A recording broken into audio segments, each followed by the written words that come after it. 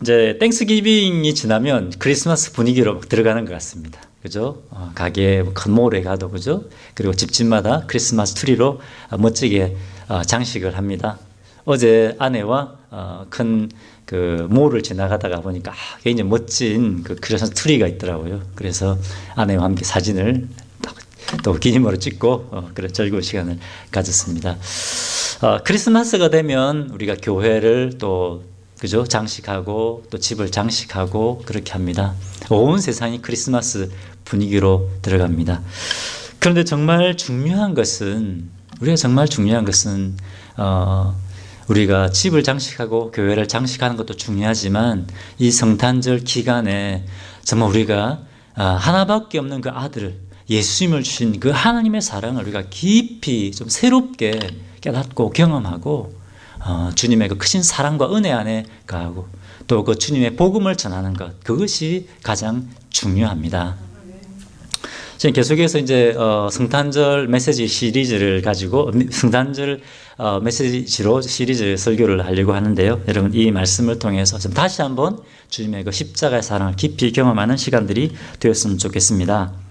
오늘 읽었던 본문은 2000년 전에 가나안 목수의 아들로 태어나신 그 예수 그리스도, 그 예수님이 어떤 분이신가, 또 우리를 위해서 어떤 일을 하셨는가, 왜 예수님이 우리를 위해 오실 수밖에 없었는가 하는 것을 잘 드러내고 있습니다.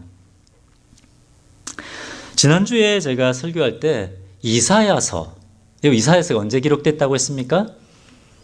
예수님이 오시기 한 730년 정도 전에 기록되었는데요. 이 이사야서에는 하나님께서 아들 예수님을 우리를 위해 그리스도, 우리를 위해 구세주로 보내주실 것에 대한 그 수없는 그런 예언이 기록되어 있다고 했습니다. 그렇죠? 오늘 읽었던 바로 이 본문이 이사야서에 기록되어 있는 그 많은 예언들 중에 한 가지입니다. 한번 보겠습니다. 오늘 읽었던 본문. 자, 6절을 보겠습니다. 오늘 보면 6절을 보면요. 이는 한 아기가 우리에게 태어날 것이다. 한 아기 우리에게 태어났다라고 표현하고 있습니다. 이사야는. 아직 일어난 일이 아닙니다.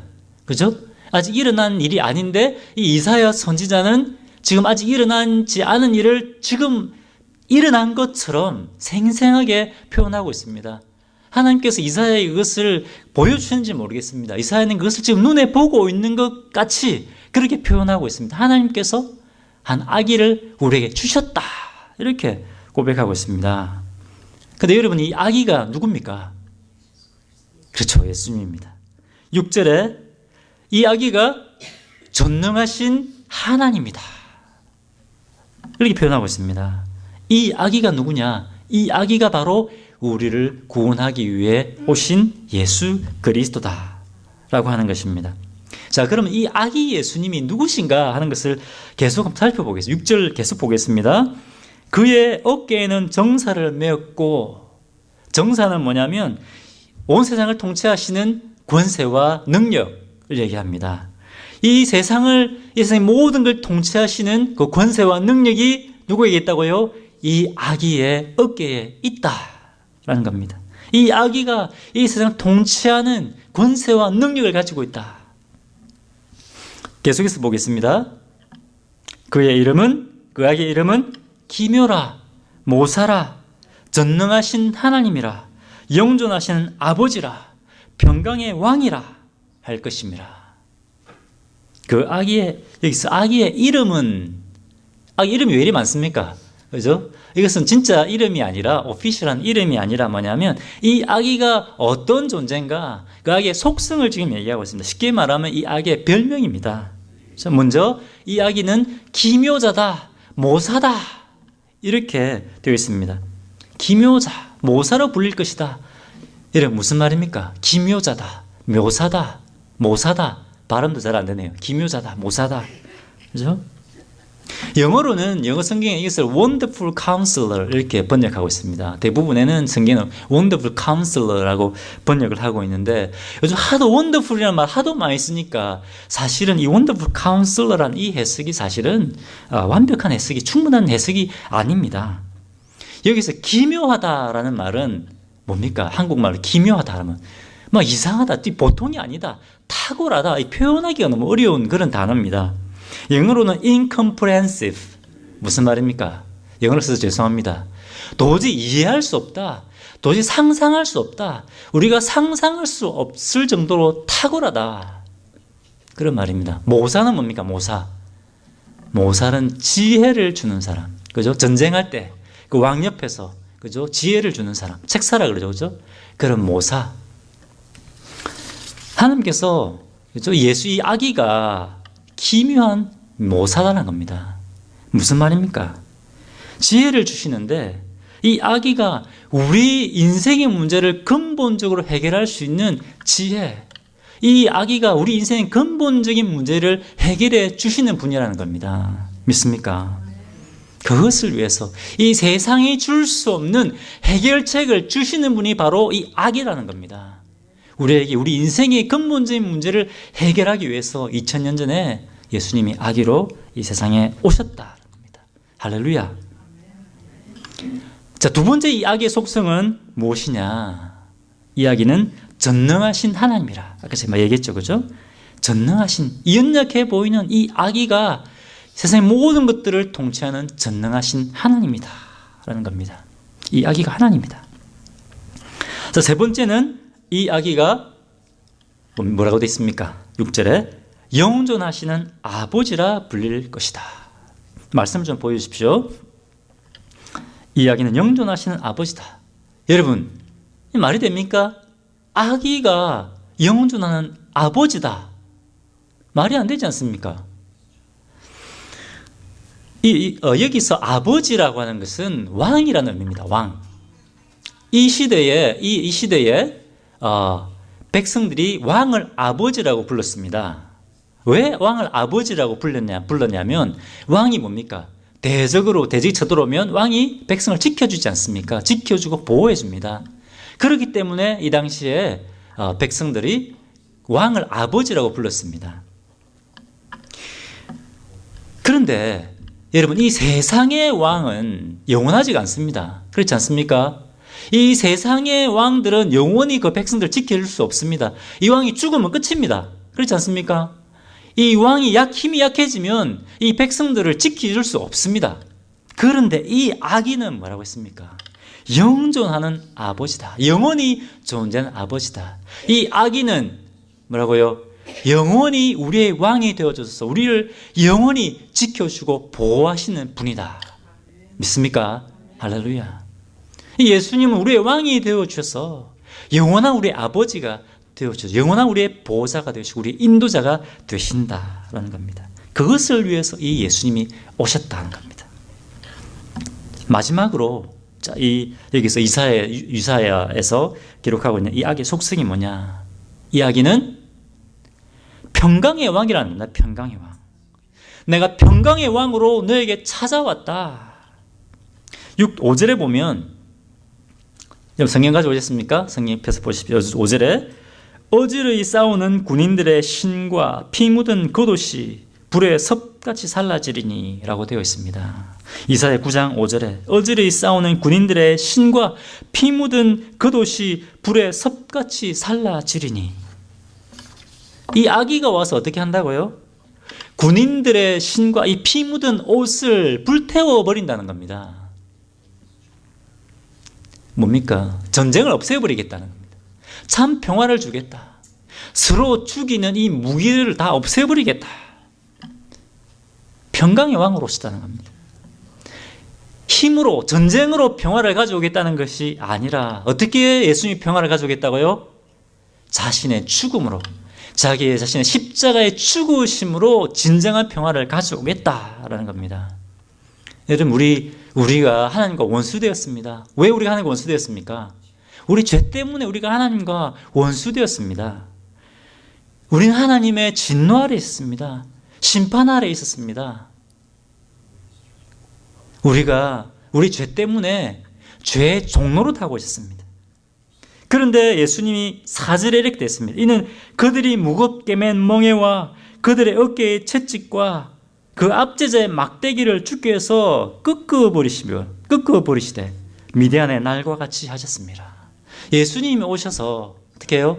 우리가 죄의 종노릇 하고 있는데 이 멍에를 깨뜨려 버리겠다는 겁니다. 그래서 우리에게 평화를 주겠다는 겁니다. 어떻게? 십자가의 죽으심으로. 여러분, 예수님이 십자가에 못 박혀 죽으실 때 성전에서 어떤 일이 일어났습니까? 그렇죠. 맞습니다. 성전에서 휘장 위에서부터 아래로 쫙 찢어져 버렸습니다.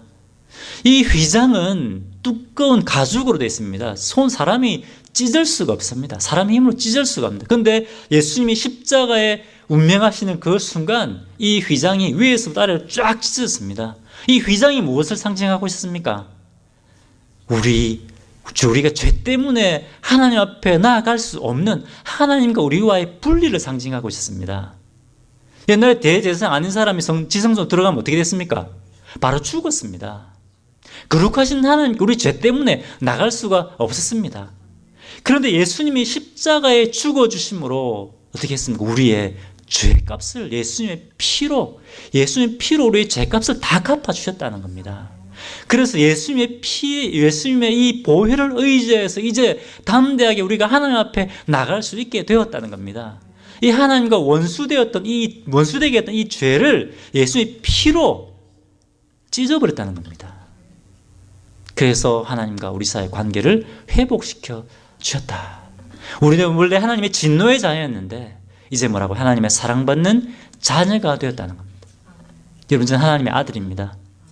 이런 하나님의 자녀입니까? 그럼 저와 여러분이 무슨 관계가 됐습니까? 하나님의 가족이 된 겁니다. 하나님의 가족. 우리가 하나님과의 깨어진 관계가 회복될 때 서로 원수였던 우리의 관계가 뭐가 된다고요? 가족이 되는 겁니다. 이 아기 예수님이 오셔서 아기 예수님이 십자가에 죽어주셔서 하나님과 원수되었던 우리의 관계를 회복시켜 주셨고 또 서로 원수였던 우리의 관계를 회복시켜 주셨다는 겁니다. 이것이 예수님 우리의 평강의 평강의 왕이 되셨다라는 의미입니다. 여러분, 이 아기 예수님이 2000년대 가난한 목수의 아들로 태어나신 이유가 바로 그것 때문이라는 겁니다. 믿습니까? 이것이 하나님께서 우리에게 베풀어 주신 크신 사랑입니다. 이것이 바로 예수님이십니다.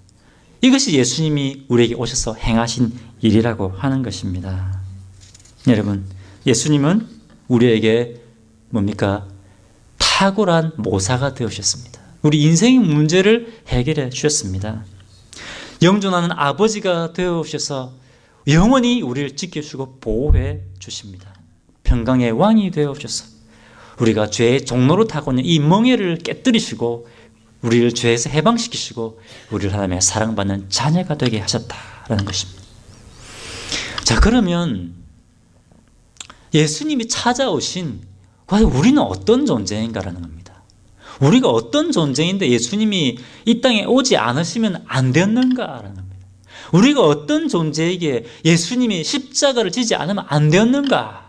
그것을 계속 또 말씀하고 있습니다. 두 번째, 우리는 어떤 존재였던가? 그것을 이 성탄절에 이 성기간에 우리가 돌아봐야 됩니다. 자, 1절을 보겠습니다. 1절. 전에 고통받던 자들에게는 흑암이 없으리로다 라고 되어 있습니다. 전에 고통받던 자들에게는 흑암이 없으리로다. 이 흑암이라고 하는 것은 뭐냐면 큰 슬픔과 고통을 이야기합니다. 예수님이 오셔서 뭡니까? 흑암 가운데 신음하고 고통하고 있는 사람들을 이 고통에서 자유케 하셨다라는 겁니다. 여기서 이 전에 고통받던 자들이 누구냐라는 겁니다. 그러면 누구냐? 왜 이 사람들이 고통 가운데 빠질 수밖에 없은가?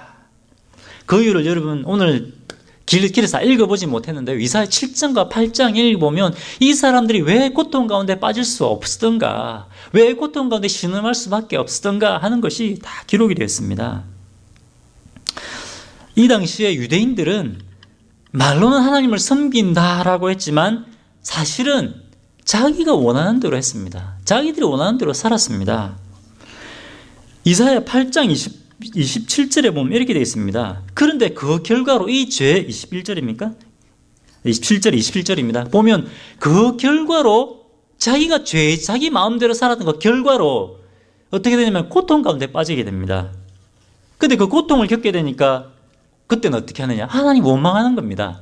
자기가 자기 마음대로 살아서 자기가 하고 싶은 대로 자기 결정대로 해놓고 나중에 그 고난이 오니까 하나님을 원망하는 겁니다. 하나님, 우리 아버지라고 하면서 뭐 하고 계십니까?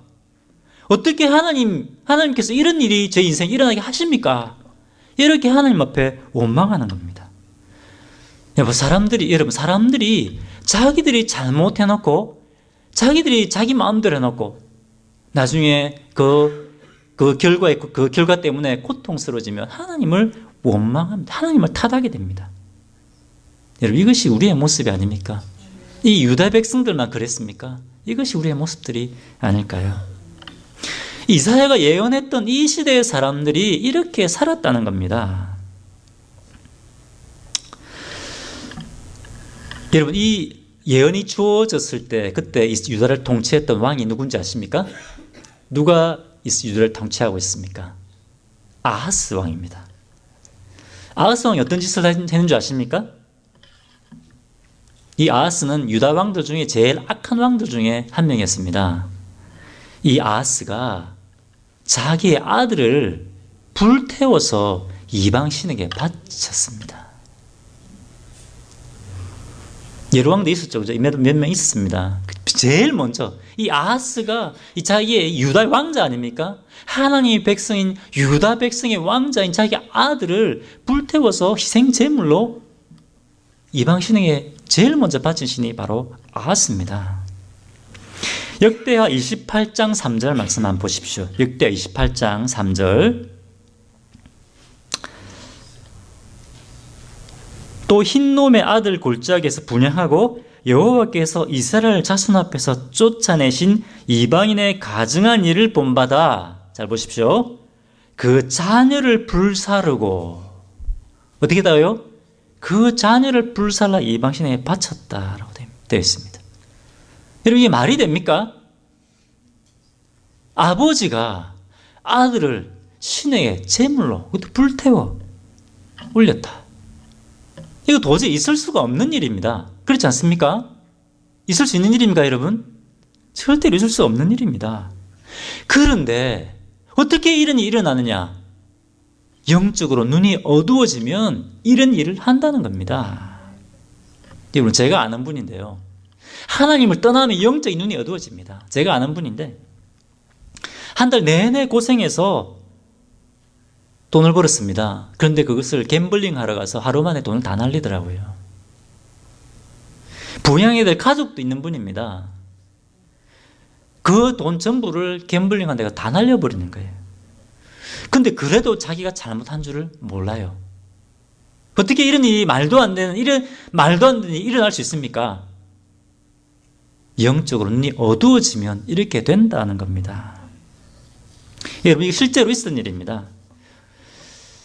얼마 전에 아이가 타고 있는 차에 엄마 아빠가 둘 다 마약을 해서 환각 가운데 있는 것을 그 사진이 찍힌 것이 인터넷 기사에 올라온 적이 있습니다. 여러분 보신 적 있습니까? 신문 기사, 인터넷 기사에 실제로 올라온 겁니다. 아이가 차에 타고 있는데 엄마 아빠가 둘 다 마약을 하고 환각 가운데 빠져 있는 거. 말이 됩니까? 말이 안 됩니다. 그런데 하나님을 떠나서 영적인 눈이 어두워지면 이런 일이 일어난다는 겁니다. 여러분, 놀라운 사실은요, 서베이를 해보면 대부분의 사람들이 당신은 좋은 사람이라고 생각합니까? 라고 하면 자기는 좋은 사람입니다 라고 동그라미 한답니다. 대부분의 사람들이, 여러분, 난 나쁜 사람 생각하는 사람 있습니까? 나는 그래도 난 좀 괜찮은 사람이야. 보통 사람 다 그렇게 생각합니다. 그런데 현실은 어떻습니까? 죄가 넘쳐납니다. 이 세상에 죄가 넘쳐납니다. 여러분, 갑질하는 거 아시죠? 갑질. 한국에 갑질하는 거. 희한한 건 뭐냐면, 나 갑질 당했다는 사람만은, 나 갑질했다는 사람 별로 없어요. 그렇지 않습니까? 한국의 직장들마다 갑질하는 사람이 넘쳐납니다. 그런데 사람들 다 나는 좋은 사람이야. 이렇게 생각하고 있다는 겁니다. 왜 그렇습니까? 영의 눈이 어두워져서 자기의 죄를 보지 못하기 때문입니다. 영의 눈이 어두워져서 자기가 하고 있는 일을 모르기 때문에 그렇다 하는 겁니다. 또 있었던 일이 며칠 전, 이건 며칠 전에 있었습니다. 군인 장교들이 항공사에 취직하기 위해서 자기의 항공 기록, 운행 조종 기록 있잖아요. 자기 동료들의 조종 기록을 훔쳤다는 겁니다. 훔쳐서 채워 넣었다는 겁니다. 엘리트들 아닙니까? 그죠? 이런 일이 비일비재하게 일어나고 있다는 겁니다. 그런데 우리가 영의 눈이 어두워지면, 하나님으로 떠나면 그것이 죄인지 죄가 아닌지 모르고 우리가 살아간다고 하는 것입니다. 여러분, 아하스 왕도 마찬가지입니다. 어떻게 유다의 왕이 저런 어리석은 일을 하느냐? 영의 눈이 어두워지면 그렇게 된다는 겁니다. 자기 아들 우상에게 바치면서 자기가 지금 무슨 짓을 하고 있는지 모르는 겁니다. 아하스 왕뿐만 아닙니다. 이 당시에 유다의 대부분의 백성들이 그랬다는 겁니다. 안식일날 성전에 가서 예배드리고 또 뭐 했습니까? 산당 가서 우상을 섬겼습니다. 그리고 돈 없고 이사 1장에 보십시오. 돈 없고 힘 있는 사람들을 착취했습니다. 너희 손에 피가 묻어 있다. 그렇게 유다 백성들의 죄를 지적하고 있습니다. 그러면서 안식일에는 성전에 가서 우리는 하나님을 예배하는 사람들이다. 하나님 예배합니다.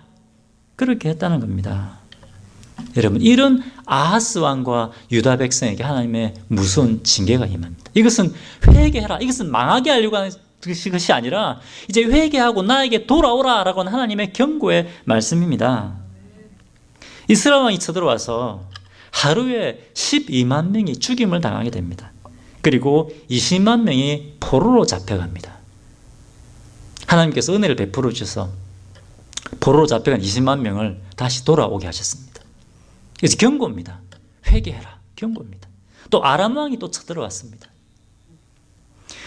그런데도 회개하지 않는 겁니다. 하나님 계속 사인을 주셨습니다. 회개하라. 회개하라.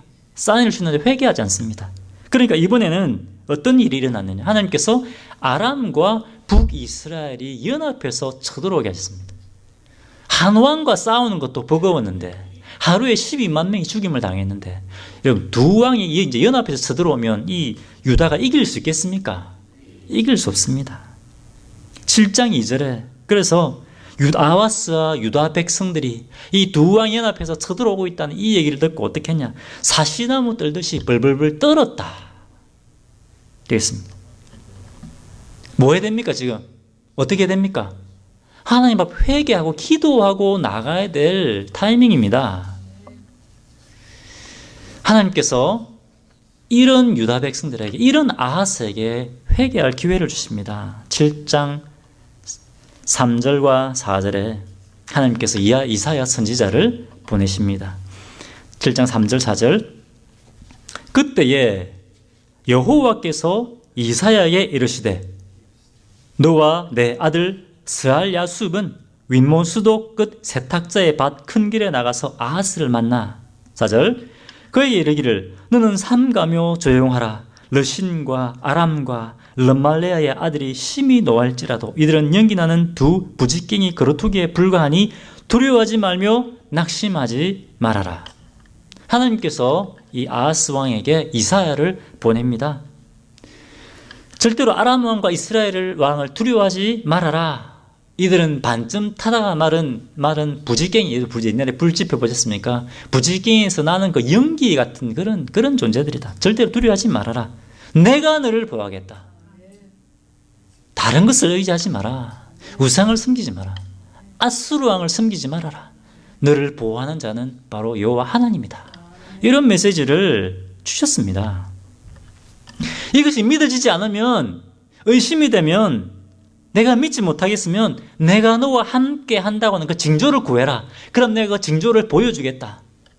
여러분, 하나님이 함께 한다는 징조를 구한 사람이 누굽니까? 사사기에 나오지 않습니까? 기도원입니다. 기도원. 하나님 미디안과 나가 싸우라 하니까 기도원이 무서워가지고, 그죠? 그러면 하나님 나와 함께 하신다는 그 증거를 좀 보여주십시오.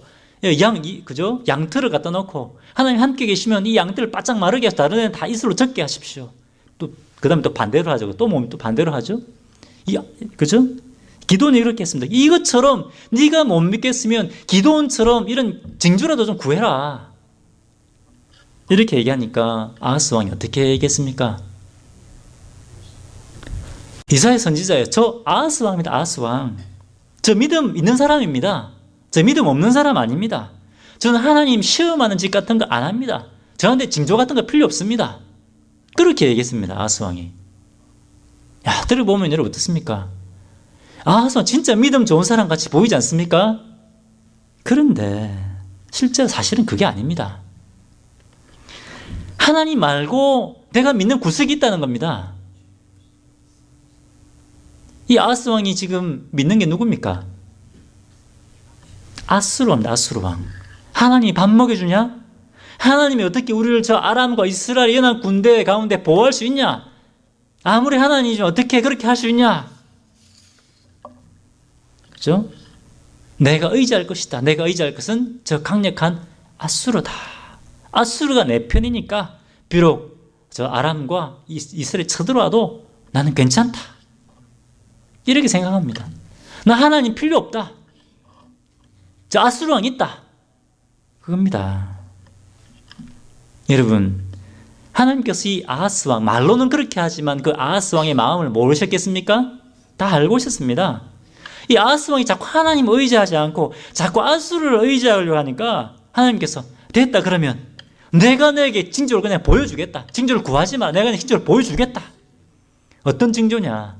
그 징조가 이사야 7장 14절입니다. 그러므로 주께서 친히 징조를 너에게 주실 것이라. 보라, 처녀가 잉태하여 아들을 낳을 것이요 그의 이름을 임마누엘이라 하리라. 이사야 7장 14절 말씀입니다. 여러분 많이 들어본 말씀 아닙니까? 마태복음에 나오는 말씀입니다. 처녀가 잉태하여 아들을 낳으리라. 이 예언이 이런 상황에서 주어진 겁니다. 이 아기는 아사왕도 이사야도 둘 다 알고 있는 아기입니다.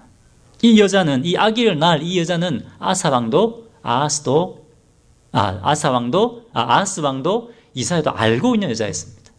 여기서 처녀는 여자를 얘기합니다. 아기가 태어나면 너희가 알고 있는 그 여인이 아기를 낳으면 그 아이의 이름을 뭐라 하라고요? 임마누엘이라 해라. 임마누엘이 무슨 뜻입니까? 하나님이 우리와 함께 하신다. 아하스 왕이 믿지 않으니까 이름을 임마누엘이 지으려고 합니다. 이름을 하나님이 우리와 함께 하신다.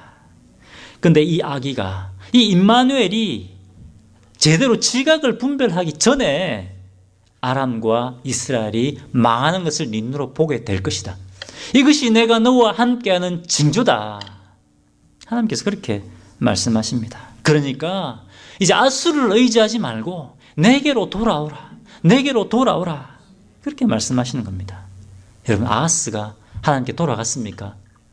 그래도 하나님께 돌아가지 않습니까? 돌아가지 않습니다. 어떻게 합니까? 아하스 왕이 이 궁전에 있는 모든 금과 그리고 성전에 있는 모든 금을 다 긁어서 아수르 왕에 갖다 바칩니다. 아수르 왕이여, 제가 의지할 것은 아수르 왕 당신밖에 없습니다. 모든 금을 다 모아서 아수르 왕에 갖다 줬습니다. 갖다 바쳤습니다. 그렇게 하면서 나 하나님 필요 없다. 내겐 아수르 왕이 있다. 그렇게 생각하는 겁니다. 제가 이번 주에 차를 수리했거든요.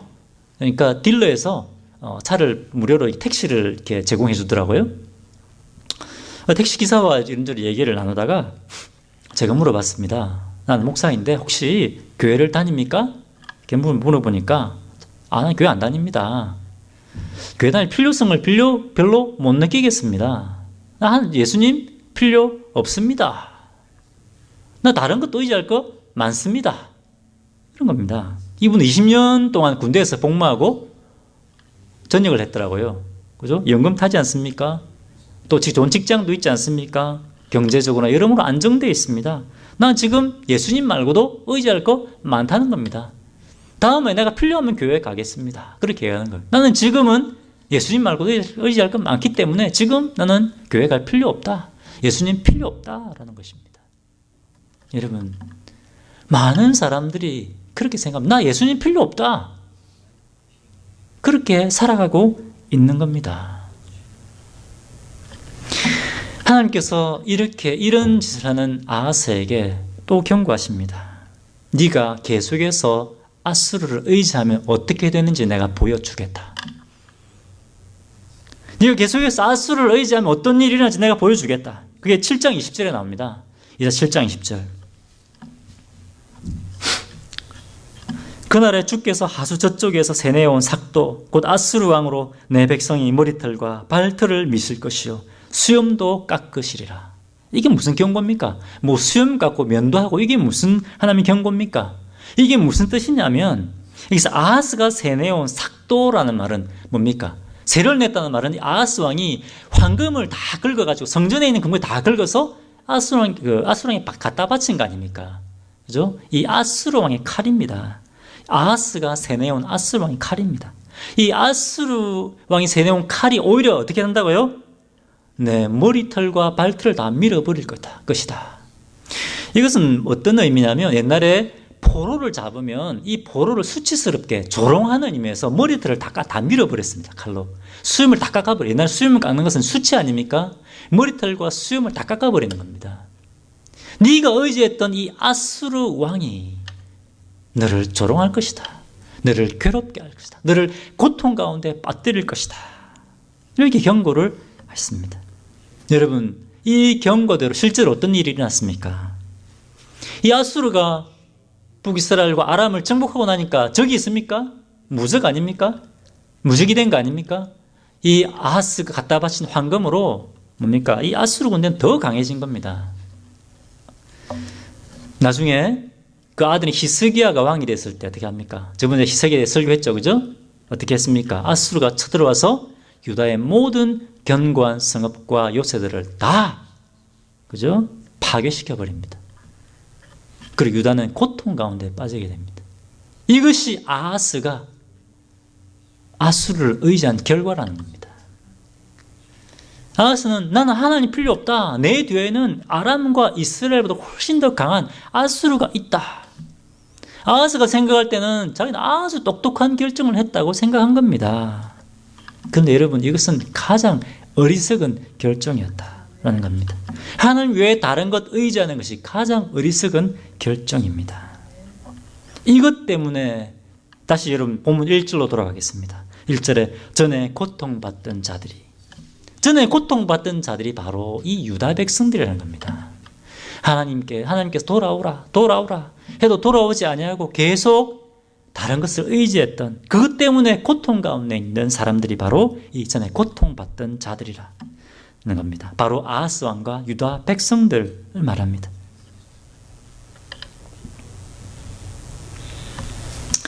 여러분, 우리가 하나님 필요 없다. 나 다른 것 의지할 거 있다. 지금은 괜찮습니다. 그죠? 지금 당장은 괜찮은 것 같습니다. 하지만 내가 의지했던 그것 때문에 우리가 고통 가운데 빠질 때가 온다는 겁니다.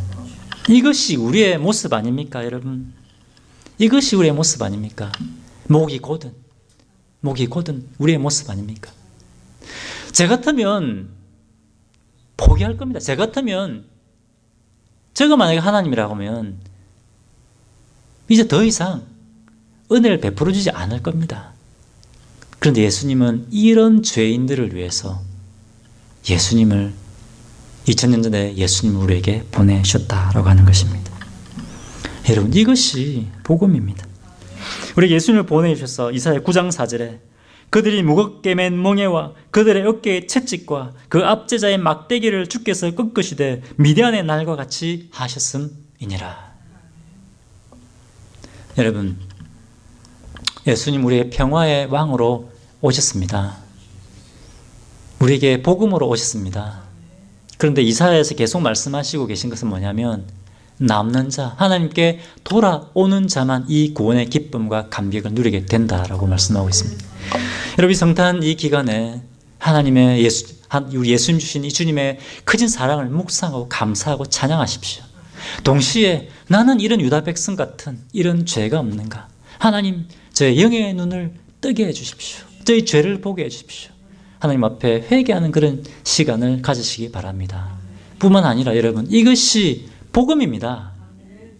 이 성탄 기간에 우리에게 하나밖에 없는 아들 예수 그리스도를 보내주신 이 복음을 전하는 우리 성도님들 되시기를 주님의 이름으로 축원합니다. 기도하겠습니다. 할렐루야. 하나님 아버지 감사하고 찬양합니다. 회개해라, 돌아오라 계속 말씀하심에도 불구하고 회개하지 않는, 돌아오지 않는 그 유다 백성들을 여전히 사랑하시고 붙드시고 그들을 구원하기 위해서, 우리 이 죄인된 우리들을 구원하기 위하여 예수님을 보내주신 하나님의 크신 사랑과 은혜를 기뻐하고 감사하고 찬양합니다.